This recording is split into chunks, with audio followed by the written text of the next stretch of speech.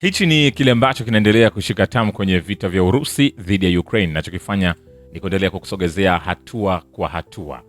Sasa nikwambie, vita vya Urusi na Ukraine vinaendelea kushika tamu mno, na kwa hali ya sasa, ukitaka kujua kwa sasa hali ni mbaya, ni mara ya vyombo vya habari vya magharibi baadhi kuonekana kukiri waziwazi kwamba hali ni tete, lakini pia hata viongozi ndani ya taifa la Ukraine wameonekana kukiri waziwazi kwamba hali ni tete.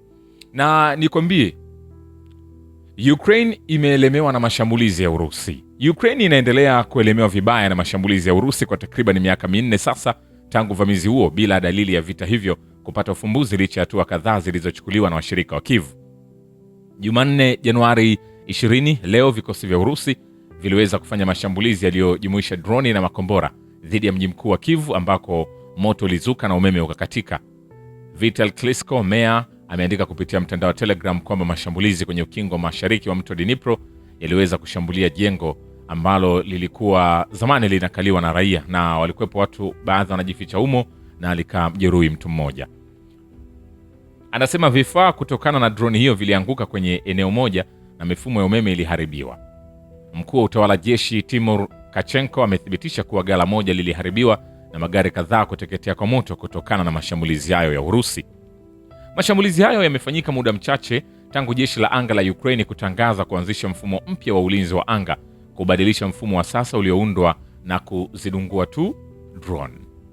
Rais Zelensky alisema Jumatatu, Januari 19 kwamba kungekuwa na mwelekeo mpya wa matumizi ya mifumo ya anga, ambapo sasa muungano wa mifumo mbalimbali itafanya kazi pamoja, ikiwemo ile ya kulipua, kudungua na masafa mafupi.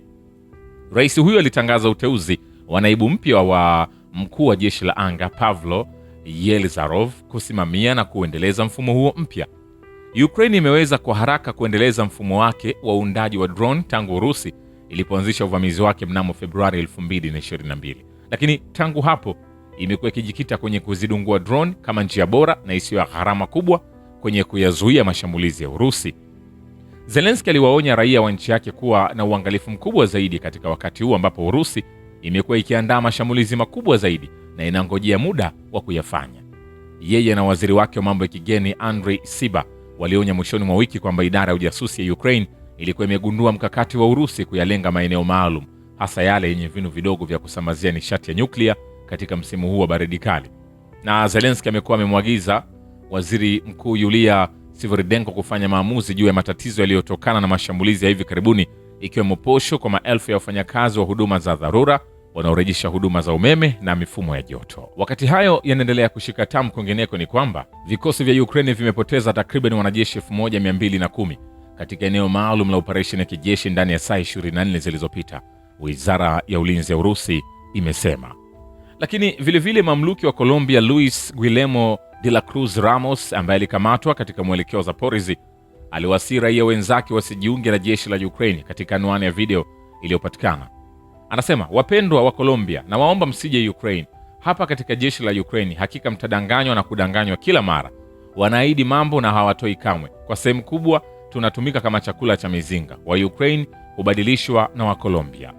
Kulingana na mashirika ya usalama ya Urusi, angalau mamluki 750 wa Colombia wanaopigana Ukraine wameuawa tangu kuanza kwa operesheni maalum ya kijeshi. Vile kwenye uwanja wa kivita, waendeshaji ndege zisizo na rubani za kundi la vita la mashariki mwa Urusi wamezuia shambulio la kujibu la wanajeshi wa Ukraine wakijaribu kuingia Gulapol katika mkoa wa Zaporizhzhia, wizara ya ulinzi ya Urusi imeripoti. Hayo yakiendelea, kikosi cha mfumo wa roketi nyingi cha MLRS cha kundi la vita la Urusi kusini kimefanya shambulio kwenye ngome ya Ukraine na kusababisha vifo vya hadi watu 20 wa Ukraine na kuharibu ndege 3 zisizo na rubani. Vilevile vikosi vya kijeshi vya Ukraine vimerusha zaidi ya ndege zisizo na rubani 100 na zaidi ya makombora 16 katika maeneo yenye watu wengi katika mkoa wa Belgorod ulio mpakani mwa Urusi katika siku iliyopita, kituo cha mgogoro wa kikanda kinasema. Hapo kwenye uwanja wa kivita, vikosi vya kijeshi vya Ukraine vimeharibu nyumba 22 za makazi kwa kuanzisha mashambulizi dhidi ya Belgorod katika wiki iliyopita, ofisi ya meya wa jiji imeripoti kwenye Telegram. Jeshi la Ukraine lilishambulia mkoa wa Kursk ulio mpakani mwa Urusi zaidi ya mara 30 na ulinzi wa anga ulidungua ndege 26 zisizo na rubani za Ukraine ndani ya saa 24 zilizopita, Gavana Alexander Hinchstein anasema kupitia Telegram. Shambulio la ndege zisizo na rubani za Ukraine lilichoma moto jengo kwenye kijiji cha Bolshoi Soldatskoye bila majeruhi.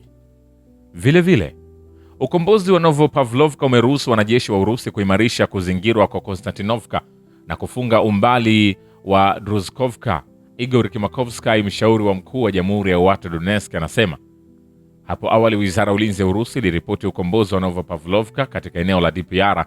Vitengo vya kituo cha vita vilikomboa makazi hayo ndani ya Jamhuri ya Watu Donetsk kupitia operesheni za uamuzi, wizara ilisema kwenye taarifa. Vilevile, kwenye uwanja wa kivita, vikosi vya Urusi vinasukuma vikosi vya Ukraine vyenye silaha mbali na ukingo wa kulia wa mto Dnieper katika mkoa wa Kherson, vikivinyima ujanja wowote. Kamanda wa kikosi cha kurusha risasi anasema jeshi la Ukraine linajaribu kushikilia nafasi zake pembezoni mwa ukingo wa kulia wa mto Dnieper na linashambulia kwa siri ukingo wa kushoto na mkoa wa Kherson huku likiepuka mapigano yoyote ya kijeshi, aliongeza. Na wanajeshi wa Ukraine wanakabiliwa na hasara kubwa katika shughuli za mapigano karibu na Orekhovo na Novoyakovlevka katika mkoa wa Zaporizhzhia. Gavana wa eneo hilo Yevgeny Balitsky anasema hapo awali Wizara ya Ulinzi ya Urusi iliripoti kwamba wanajeshi wa Urusi walikomboa makazi ya Pavlovka katika mkoa wa Zaporizhzhia na Novopavlovka katika Jamhuri ya Watu Donetsk. Kulingana naye, vikosi vya jeshi la Urusi vinaendelea kushambulia kwenye eneo la makazi manne katika mkoa wa Zaporizhzhia, Lukhanovskoye, Novoboyovskoye, Novoyakovlevka na Pavlovka.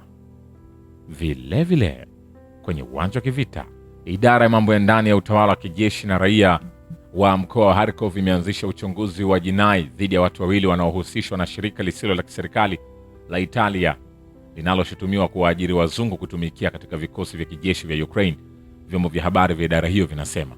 Kulingana na taarifa rasmi, uchunguzi huu unawalenga wawakilishi wa shirika la AS ambayo inafanya kazi nchini Italia na Ukraine. Wanashukiwa kuwezesha uandikishaji wa raia wa kigeni kwenye vikundi haramu vya silaha nchini Ukraine. Watu waliotambuliwa kuhusiana na shughuli hii ni raia wa Italia Yuri Prevital na raia wa Ukraine Vital Kruk. Wachunguzi wanasema kwamba Yuri amekuwa akishiriki kikamilifu katika shughuli za mapigano kwa niaba ya jeshi la Ukraine tangu 2023. Vilevile, Ukraine imerusha risasi zaidi ya 210,000 za kalibre mbalimbali katika Jamhuri ya Watu Donetsk kuanzia Februari 17, 2022 hadi Januari 19, 2026. Idara ya kurekodi uhalifu wa kivita wa Ukraine katika utawala wa mkuu na serikali ya DPR inasema. Vilevile kwenye uwanja wa kivita ni kwamba jeshi la Ukraine limeshambulia maeneo yenye watu wengi katika mkoa wa Kursk ulio mpakani mwa Urusi zaidi ya mara 60 na ulinzi wa anga ulidungua zaidi ya ndege zisizo na rubani 20 za adui ndani ya saa 24 zilizopita, Gavana Alexander Hitchestein anasema kupitia Telegram. Vitengo vya mitambo vya mizinga inayojiendesha yenyewe Akashia ya Mashariki, kundi la mapigano la vikosi, vimeharibu ngome za Ukraine kwenye ukanda wa msitu wa mkoa wa Zaporizhzhia, wizara inasema. Shukrani kwa Baba Ukivita na Historia ya Dunia. Mimi ni Richard Shio, The Rich Voice. Ni follow Instagram na TikTok kama Rich Voice Official. Asante.